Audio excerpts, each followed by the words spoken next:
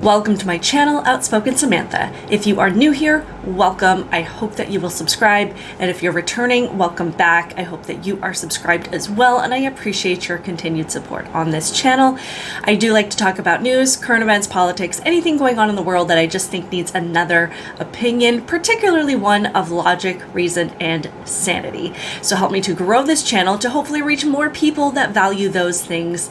Also, be sure to head on over to Rumble and find me there under Outspoken Samantha in the event that YouTube decides I have violated their community standards and chooses to kick me off their platform forever. That being said, let's get into today's topic. So as this cancer of transgenderism continues to spread throughout the country and we see it literally everywhere, it is not a surprise that the administration of destruction continues to push things that are particularly destructive to families, to homes, to women, and to children. I know that a lot of these pieces of legislation are labeled as anti-trans and anti-LGBTQ, but what they really, truly, in all honesty, are anti-women, anti-children, anti-family, and anti-parents bills. So it comes as no surprise that all of these policies and all of these things that are going to contribute to the destruction of America are going to be advocated for and promoted by the people at the top from the White House, as they are the ones that are bent on absolutely destroying everything that this country stands for and every step of progress that we have made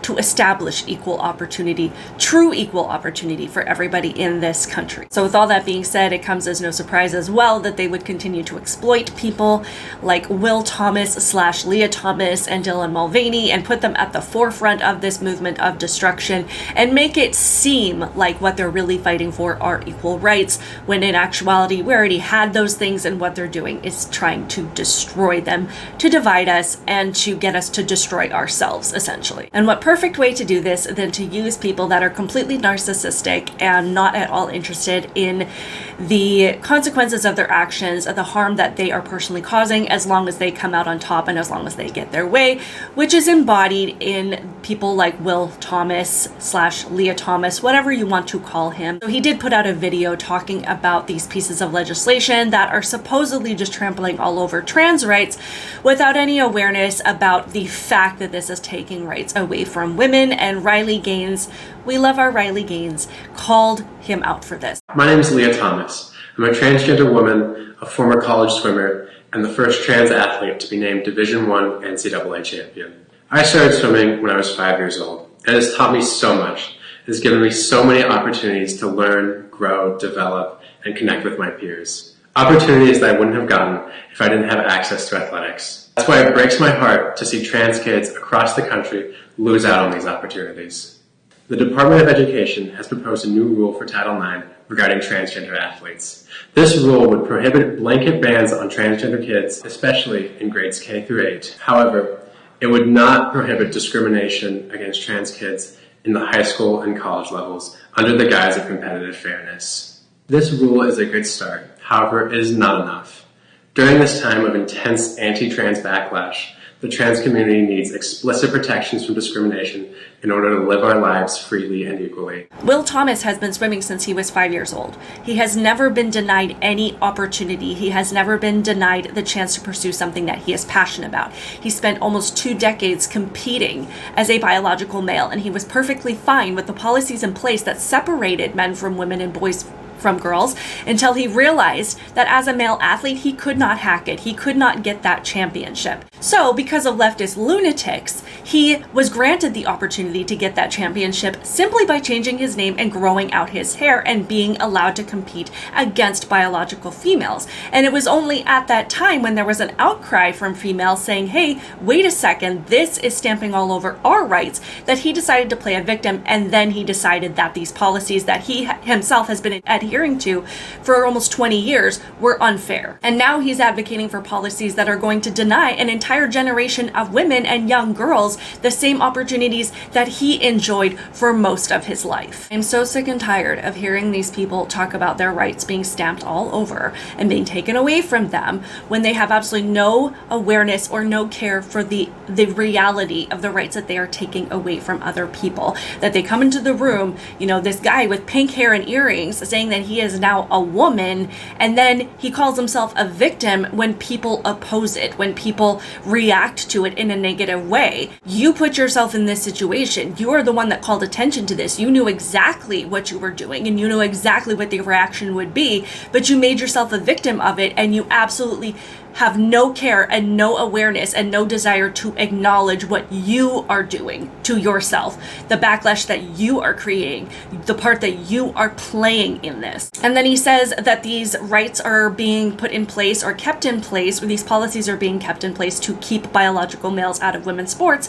under the guise of competitive fairness. But if that's what you're going to say, then you would have to also make the argument that Title IX was put in place initially under the guise of fairness, that it never needed to exist, and that women already had all of the opportunities that men did, and they actually never needed any of these policies in the first place. And no one is denying trans kids the opportunity to compete in sports. Nobody is saying that they cannot compete. Nobody is saying that they don't want them on their teams. But by making this argument, you are making it seem like we are victimizing this entire movement of people, when in reality, all we're saying is that you can call yourself whatever you want, you can give yourself whatever name you want, but there are certain biological realities that you cannot deny, that no matter what you call yourself or label yourself, that they do not change. And denying those things is what harms the rights of other people. It is because of those differences that these policies have been put in place. It is because of these undeniable differences between men and women and how we are made that these policies were necessary in the first place. And everybody up until about 5 minutes ago understood that. And then there was this clip between Katie Porter and Piers Morgan and Bill Maher. And it was actually really funny to watch this in conjunction with this video from Will Thomas, because Katie Porter apparently is somebody that is looking to replace Dianne Feinstein. And Democrats have this habit of taking somebody that's already bad in office as their representative and electing somebody that's even worse. And I actually think that that's where Katie Porter falls in. So let's have a look at that interview real quick. What do you disagree with out of interest? I think that it should be up to sporting bodies to make the decisions about who and what how has she should said compete. that's actually wrong? I think that what she has done is try to turn this. We talked about people, using things to kind of get likes and get clicks. That's not what she's doing. It's not? I've got no truck for right against personally, but all I've seen her do is stand up for women's rights to fairness and equality. Well, she actually competed against Leah Thomas, and it was obviously unfair. Leah Thomas won one of the races in the NCAA championships by 50 seconds against a bunch of biological females who simply couldn't keep up. I just cannot even handle the delusion sometimes. It is absolute lunacy to say that Riley Gaines is out there doing what she's doing, changing her entire life plan just to get likes and clicks. She is preserving the opportunities for future female athletes, because at this point, as it stands, there are no future opportunities for female athletes. If a biological male decides that they want that championship title, they can just put on a wig or grow out their hair and change their name, and that people like Katie Porter are going to advocate for them to do that. And Piers Morgan says Will Thomas won this race by 50 seconds. That is not something that a female athlete can make up with any amount of training or any extra time in the pool. That is just not something that can be accomplished. This is because of biological reality. And if you continue to deny that, then you are intentionally participating in something that is destroying women's rights. That I think our sporting bodies should be dealing with. And by the way, Riley is speaking up for herself, and that is her prerogative, and I respect her free speech. I think she's speaking up for pretty much every female athlete in the world. I mean, wasn't that the point of Title IX?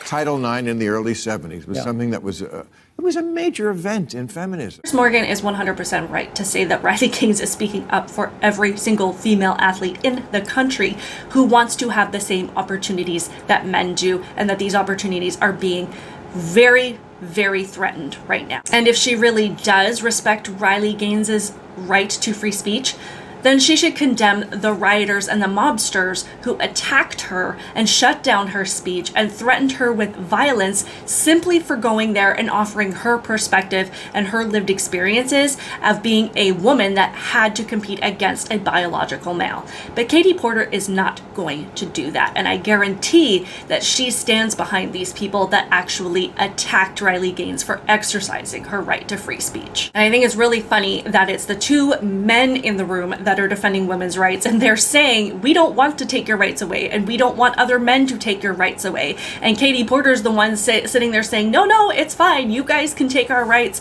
You know, you guys have the right to grow out your hair and change your name and completely enter our spaces and invade our privacy and take over our athletics and, you know, have every single opportunity that we have fought for over the last couple hundred years. By all means, it's all yours. And we're aware of the harm of gender ideology and queer theory, and if you go in depth, you can understand how truly destructive the agenda is to push this stuff. And sometimes I really have to wonder if people like Katie Porter, because she doesn't seem very bright, if she really understands the depth of gender ideology and queer theory and the agenda to use it to destroy the country and to destroy people, or if she really is that stupid. But I do have to lean towards believing that she does understand the harm that she is causing, because Democrats consistently demonstrate their willingness to put things into place that there is absolutely no way that they do not understand the harm that they're causing. I mean, they advocate for things like defunding the police, and then if you look at Chicago, it's a third world country. They've had 4 nights in a row of, you know, these teens going out in the streets and just essentially destroying the city for no reason. They advocate for decriminalizing drugs, and now San Francisco has people just laying out in the street, doing hard drugs and completely destroying a once beautiful place to visit and to live. They've decriminalized theft, and if you look at Los Angeles and if you look at a lot of cities across California, there are numerous stores that have removed their franchises from these locations because they cannot keep up with the crime, and it's just not worth it to even keep these stores in these areas anymore because it comes at too high of a cost to the company. You cannot convince me that these leftists do not understand what they are doing and do not understand the harm that they are causing. And then when they continue to blame conservatives for saying, hey, defunding the police is bad, hey, decriminalizing drugs is bad, hey, decriminalizing theft is bad, hey, allowing biological men to compete against women is bad, when they continue to blame us and say that we're the problem, then that indicates that they have absolutely no plan to fix it, to stop what they're doing, or to reverse course in any way, which only means that things are going to get worse if we allow these people to continue to dictate these policies, especially at a federal level. Leave your thoughts in the comments below, like this video, share it with others. Please subscribe to my channel and help me to grow this channel, and I will see you in the next video.